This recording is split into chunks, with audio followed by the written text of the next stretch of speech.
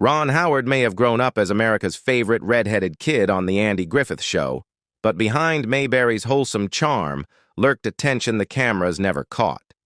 While the world saw a warm, loving TV family, Ron was secretly struggling with a castmate he couldn't stand. Someone who stirred conflict on set and even ignited the one feud Andy Griffith himself never forgave. For decades, the truth stayed buried beneath nostalgia and reruns. Until now. Today, we reveal the co-star who pushed Ron Howard to his breaking point and shattered the illusion of Mayberry's perfect harmony.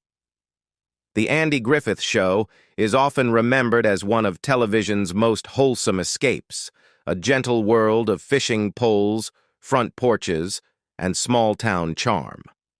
But while Mayberry looked peaceful on screen, the reality behind the scenes was far more complicated. When the show premiered on October 3, 1960, no one imagined it would run for 8 seasons, deliver 249 episodes, and become one of the most beloved sitcoms in American history. Yet even as audiences embraced its nostalgia, the cast quietly navigated tension, clashing personalities, and one feud so deep it stayed hidden for decades. The series first appeared as a backdoor pilot on The Danny Thomas Show, introducing Andy Griffith as Sheriff Andy Taylor and a young Ron Howard as his son, Opie. Although it aired during the 1960s, Griffith insisted the show felt more like the 1930s, a soft, idealized slice of Americana of a time gone by, he once said. Viewers fell in love with the cast. Don Knotts as jittery Deputy Barney Fife, Andy-Bavier as the steady and nurturing Aunt Bee, and Ron Howard as the wise beyond his years Opie. But behind the warmth was a workplace where not everyone got along. Despite the show's calm exterior, tensions simmered off camera. Egos clashed, patience ran thin, and one particular conflict between Andy Griffith and a cast member became one of the best-kept secrets in classic TV history. The public never saw it, but those who worked there knew the truth. Mayberry's harmony didn't always extend beyond the set. Still, the show was a cultural powerhouse. It never fell below 7th place in the Nielsen ratings and ended its final season at number 1, an achievement matched only by I Love Lucy and Seinfeld. While Griffith himself never won an Emmy, Bavier and Knotts collected 6 between them. Spin-offs, reunion movies, and even an annual Mayberry Festival in Griffith's hometown kept its magic alive long after the final episode. Amid all this fame, one boy on set was growing up fast. Ron Howard, born March 1, 1954, in Duncan, Oklahoma, had acting in his blood. His father, Rance Howard, was an actor and director. His mother, Jean Spiegel Howard, worked in film and television as well. Raised partly on studio sets and partly in California schools, Ron was already a seasoned performer by age 5. After early appearances in The Twilight Zone, Dobie Gillis, and Dennis the Menace, he landed the role of Opie Taylor and instantly became America's favorite red-haired son. Ron Howard often remembered his early days on The Andy Griffith Show with surprising clarity. One of his first memories involved a toy turtle he had to pretend was real and dead. I remember him looking at that little turtle and joking with me about how strange it was to pretend it wasn't alive, Howard once said. That gentle mix of humor and guidance was exactly the tone that defined Mayberry. Though filmed in the 1960s, the series leaned deliberately into old-fashioned Americana, warm, nostalgic, and timeless. With Don Knotts' beloved Barney Fife, Andy-Bavier's steady Aunt Bee, and a cast of quirky townsfolk, the show became a staple of American television. It never won an Emmy for Best Comedy, but it earned 3 nominations, and Knotts and Bavier collected 6 acting awards between them. When the show ended, Howard's career only accelerated. In 1974, he became Richie Cunningham on Happy Days, playing the clean-cut, good-natured teen opposite Henry Winkler's iconic Fonzie. Their on-screen partnership and real friendship helped turn the series into a cultural phenomenon. but Howard's ambitions stretched beyond acting. Even while filming Happy Days, he was studying the craft of directing. His debut came in 1977 with Grand Theft Auto, a low-budget film he co-wrote with his father after striking a deal with producer Roger Corman, star in Eat My Dust, and earn a shot at directing. It opened the door to more opportunities. By the early 1980s, Howard was directing TV movies, including Skyward with Bette Davis, and his first major feature success arrived in 1982 with Night Shift. 2 years later, Splash proved he could make a mainstream hit. From a toy turtle to major box office successes, Howard's journey was never just about being a child actor. He was a storyteller learning his craft. But long before the awards and acclaim, he grew up on a set that hid more tension than fans ever realized. Behind Mayberry's charm, real conflict simmered. Some of the show's most dramatic moments happened when the cameras weren't rolling. Andy Griffith and Despised, beloved as Sheriff Andy Taylor and Aunt Bee, were iconic on screen, but their off-screen relationship was strained for years. Their clashing personalities and differing work styles created a private rift that stood in stark contrast to the harmony viewers saw every week. At the center of the Andy Griffith Show stood Andy Griffith himself, the calm, soft-spoken Sheriff Andy Taylor. With an easy smile and steady presence, he kept peace in Mayberry without ever raising his voice. As a widowed father and gentle lawman, he became the town's moral anchor, warm, grounded, and quietly heroic. Sharing his home was Despised's Aunt Bee, the no-nonsense but deeply caring aunt whose meals, gentle fussing, and unwavering support made her the emotional heart of the Taylor household. On screen, they created the perfect picture of small-town family life. Off-screen, things were far less harmonious. Tension between Griffith and Bavier grew early on, rooted in their starkly different personalities. Griffith was friendly and outgoing, while Bavier was intensely private and preferred to keep her distance. Her high standards often caused friction, especially when she resisted even small adjustments on set. Ron Howard remembered Griffith fondly, but others, like Howard Morris, who played Ernest T. Bass, described working with Bavier as navigating a minefield. Her precision and protectiveness made collaboration difficult, and miscommunications sometimes escalated into quiet standoffs. Griffith himself tried to mend the rift, once visiting Bavier at home without warning. The gesture backfired. Bavier, deeply protective of her privacy, was upset by the unexpected visit, and the incident only widened the gap between them. But time has a way of softening what pride hardens. Late in life, as she battled cancer, Bavier called Griffith.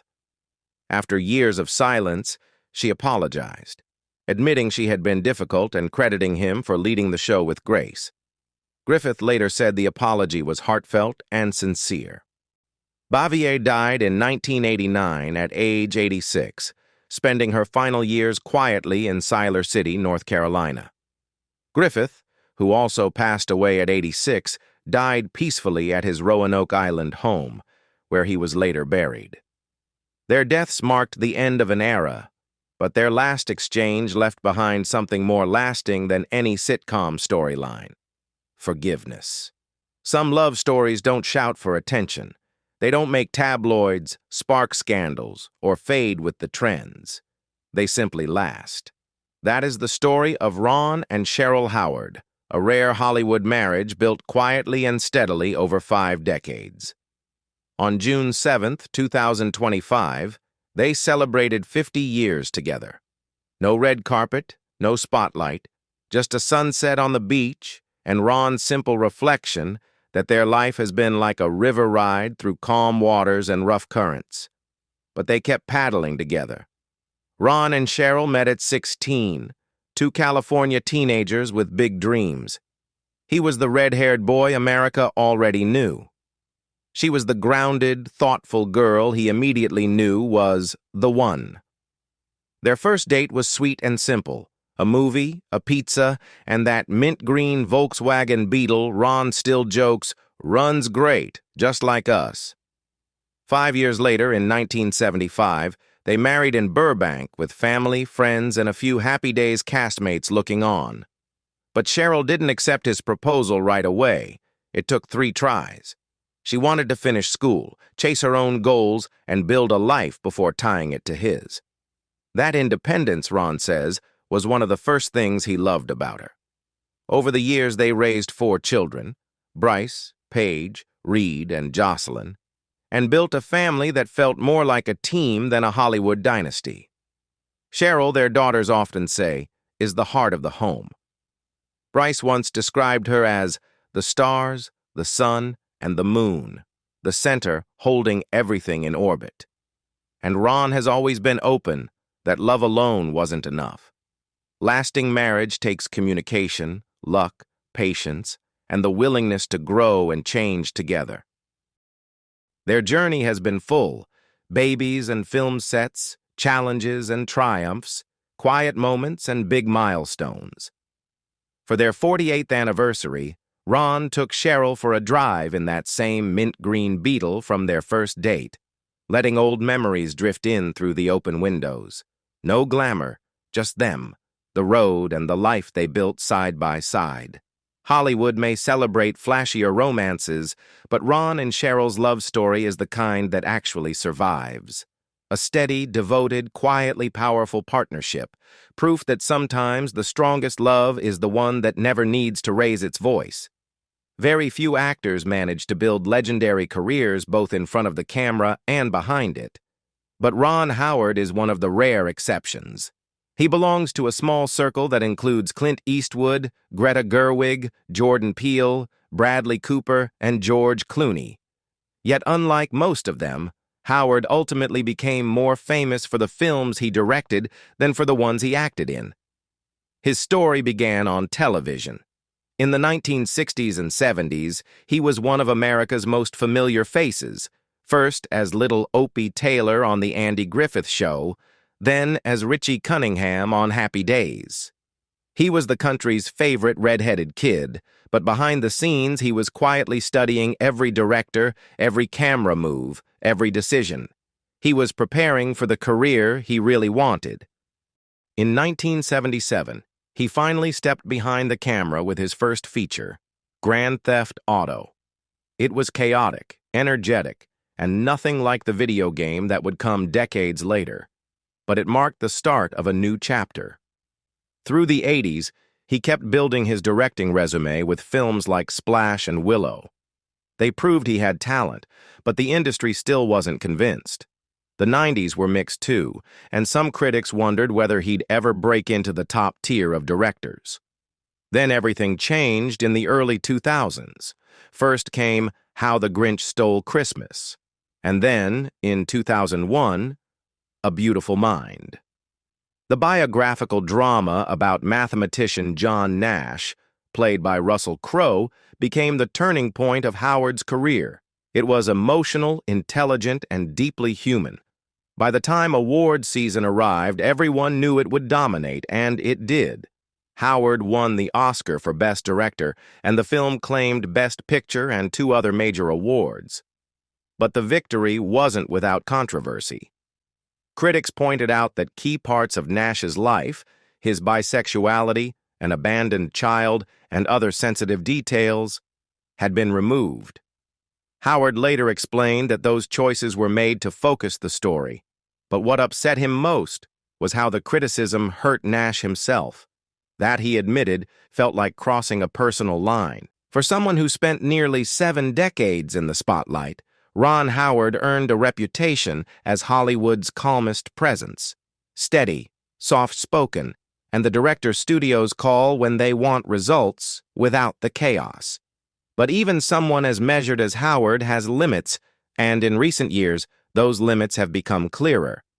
Years ago, Howard adapted J.D. Vance's memoir Hillbilly Elegy for Netflix, approaching the story with empathy and focusing on the resilience in Vance's upbringing. Politics weren't part of the conversation then. Vance wasn't a public figure yet, and Howard wasn't looking for a political partner, just a narrative worth telling. But watching Vance evolve into a polarizing political figure left Howard both surprised and disappointed. Howard rarely comments on controversy, but this time his tone shifted. It wasn't just about politics. It felt personal, echoing an experience he'd lived through long before Hollywood recognized him as a director. As a child star on The Andy Griffith Show, Howard learned early what it meant to work with someone who made him uncomfortable. The show looked warm and wholesome on screen, but behind the camera, young Ron dreaded his scenes with Andy-Bavier, the actress who played Aunt Bee. Viewers saw a loving, fussing aunt. Howard saw someone stern, distant, and impossible to connect with. He never exaggerated the tension, but he never concealed it either. Even years later, he admitted they simply didn't get along. There were moments when that strain broke through, like the famous Pickle Story episode, where Ron had to repeatedly eat pickles he could barely stomach while acting opposite Bavier. The cameras couldn't hide how miserable he was. They just captured him powering through it. That early lesson stayed with him. Some people present one version of themselves to the world, and another behind the scenes. So when Vance's political persona emerged, loud, divisive, and unrecognizable from the man whose story Howard once helped tell, it struck a familiar chord. He didn't attack Vance publicly, he didn't rant, but his disappointment was unmistakable. Howard had faced criticism before, especially after A Beautiful Mind swept the Oscars, and critics accused him of softening parts of John Nash's life. He understood what it meant to carry the responsibility of telling someone else's story and how it feels when the person at the center changes in ways you couldn't have predicted. Now, watching Vance rise in politics, Howard feels that weight again. Not because he regrets the film, but because the man he tried to honor has rewritten himself into someone he no longer recognizes. Howard's takeaway is simple. Don't trust the mask, the script, or the image. People change, stories shift, and the versions we see aren't always the truth. Still, he isn't bitter. He has evolved, from a nervous child actor to an Oscar-winning storyteller with decades of credibility. And in this moment, he chose to speak not out of anger but conviction. Pay attention, think critically, and vote. Because no one understands better than Ron Howard how easy it is for a character, on screen or in real life, to fool an audience.